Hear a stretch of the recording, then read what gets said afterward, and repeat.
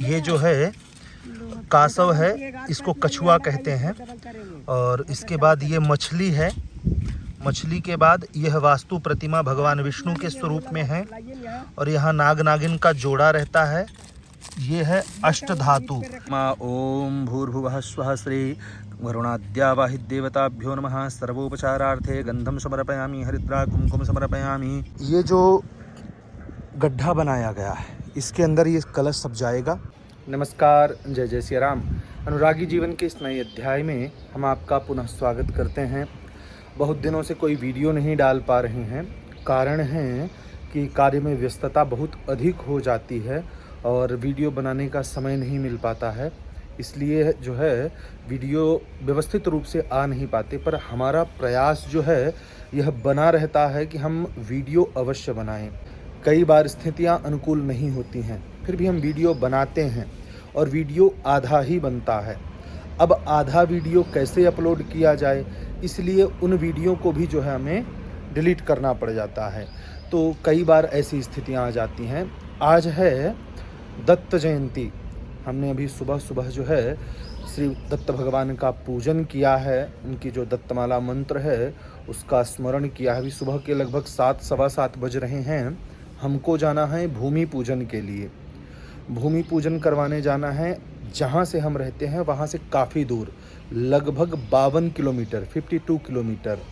हमारे यजमान भी जो हैं वह भी काफ़ी दूर से ही आ रहे हैं, क्योंकि वह एयरपोर्ट के नज़दीक है। बेंगलोर में एयरपोर्ट के नज़दीक है, तो इसलिए वो वहाँ अपना भूमिखंड लिए हैं और वहीं घर बनाएंगे।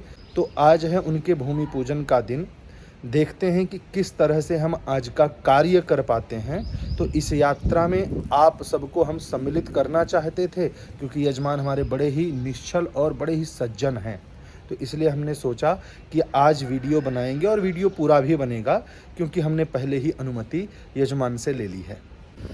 हमने आपको पहले ही बताया था कि भूमि पूजन है प्रशांत जी के यहाँ, तो हम उनके भूमि खंड पर आ चुके हैं और अभी जो है हमने पूजा की पूरी तैयारी भी कर ली है। हम आपको दिखाते हैं कि किस तरह से तैयारी हुई है।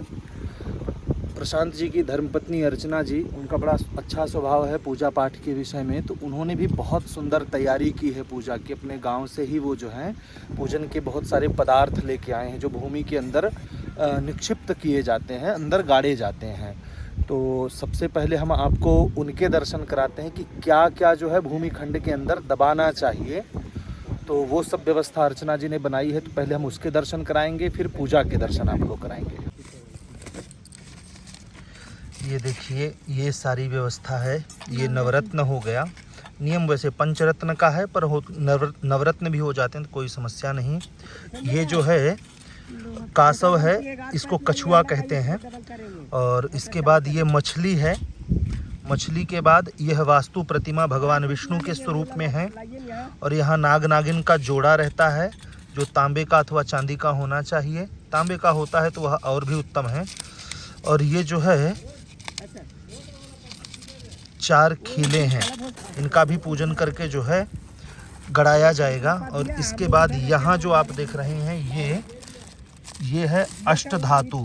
इसमें 8 प्रकार की धातुएं हम आपको दिखाते हैं कि इसमें 8 प्रकार की धातुएं हैं। सोना, चांदी, तांबा, पीतल, इसमें लोहा, ये सब कुछ जो है इसके अंदर आपको मिलेगा। तो ये उन्होंने बड़ी अच्छी व्यवस्था बनाई हुई है। और इसके साथ साथ जो है हम यहाँ पंचशिलाओं का पूजन करेंगे। ये आप जो देख रहे हैं 5 शिलाएं रखी हुई हैं। नंदा, भद्रा, जया, रिक्ता, पूर्णा, ये इनके नाम होते हैं। कलश पूजन होगा, गौरी गणपति का पूजन होगा। और ये जो है ये खैर है। अब इसको आप किस नाम से जानते हैं हम नहीं पता, पर ये खैर की लकड़ी है, मंगल की लकड़ी मानी जाती है। तो इस लकड़ी को भी जो है पूजा करके अंदर ही गड़ाया जाता है। इसके अलावा एक कलश, ये जो आप कलश देख रहे हैं, इन कलशों पर ये जो पंचरत्न इत्यादि हैं ये सब एक कलश पर जाएंगे। धान जो है, अनाज जो है, यह एक कलश पर जाएगा। तो और इसी तरह से ये दिया जो दिख रहे हैं आप, इन पर भी जो है ढक्कन हो जाएगा। तो इस तरह से जो है ये भूमिखंड की पूजा का सामान होता है। तो इस तरह से हमने यहाँ पूजा लगाई हुई है।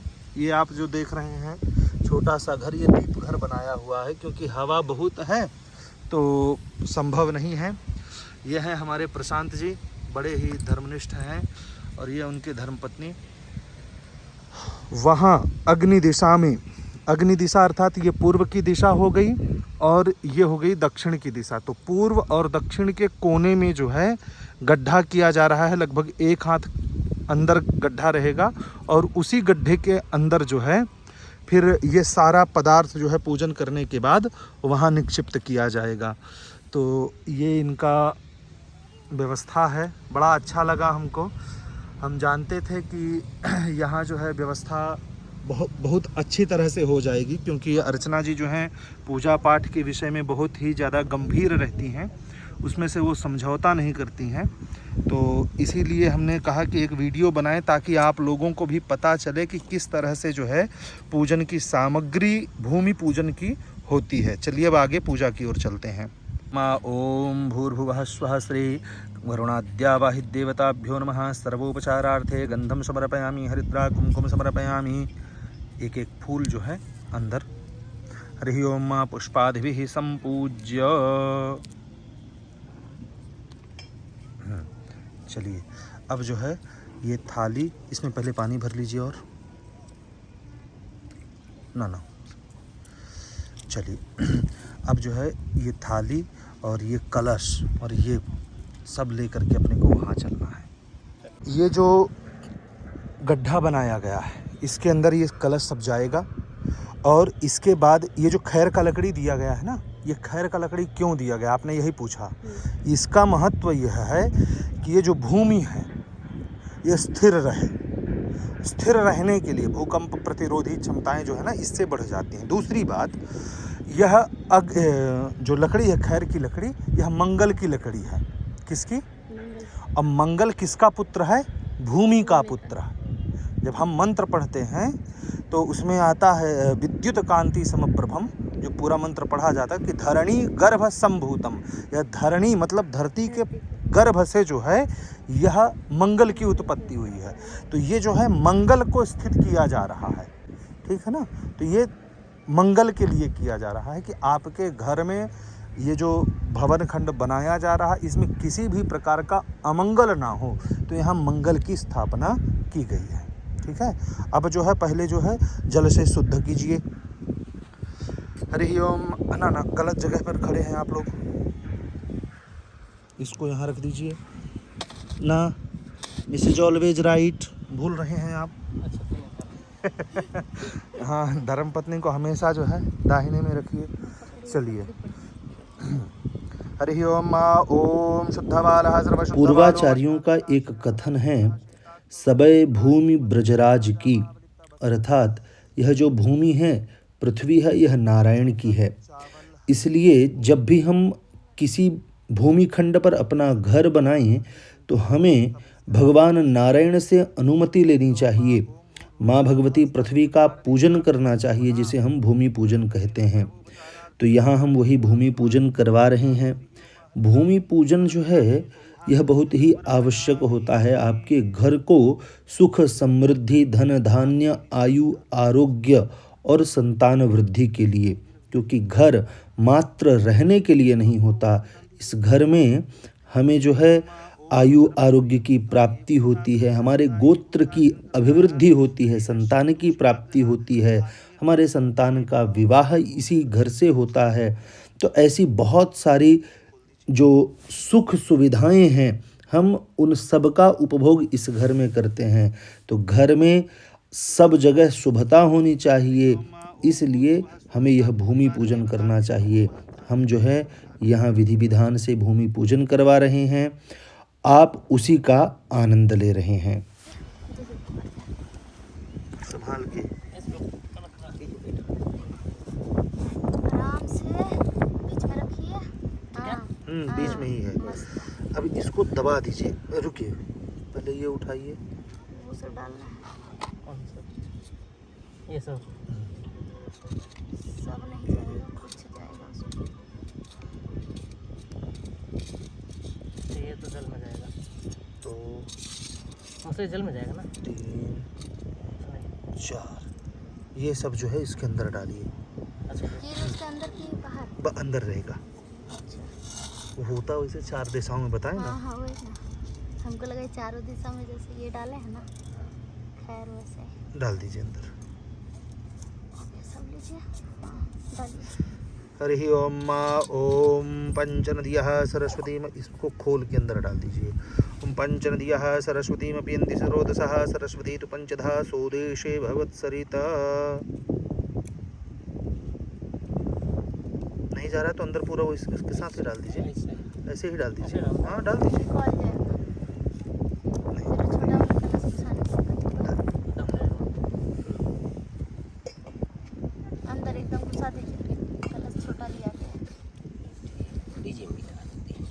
हो गया हो गया। वो धान वाला रखिए।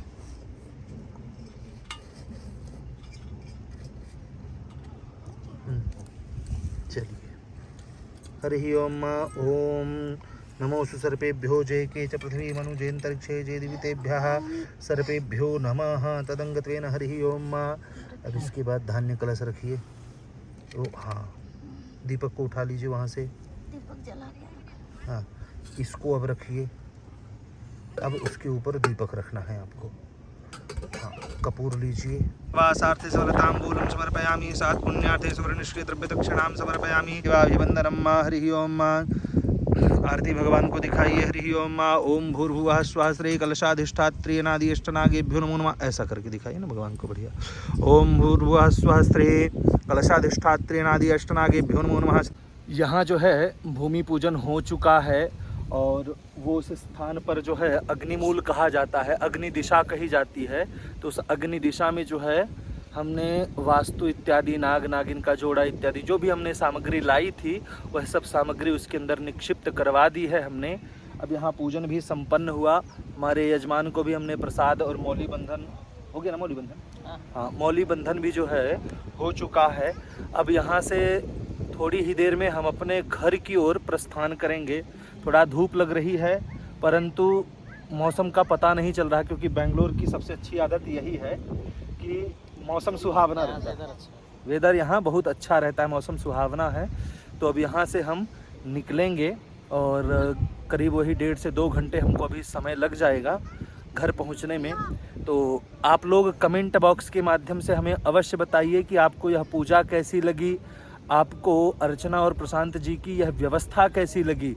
और हमारी तरफ से अर्चना जी को, प्रशांत जी को इस नए भूमि खंड और आगामी नए भवन खंड की बहुत बहुत शुभकामनाएं। आप लोग इसी तरह से जो है दिन रात उत्तरोत्तर वृद्धि करते रहें, यही हमारी कामना है। आप लोग भी कमेंट बॉक्स के माध्यम से इनको शुभकामनाएं प्रदान करें। वीडियो पसंद आया है तो वीडियो को लाइक अवश्य करें। चैनल पे अगर पहली बार आए हैं तो चैनल को सब्सक्राइब अवश्य करें। सभी को जय जय श्री राम।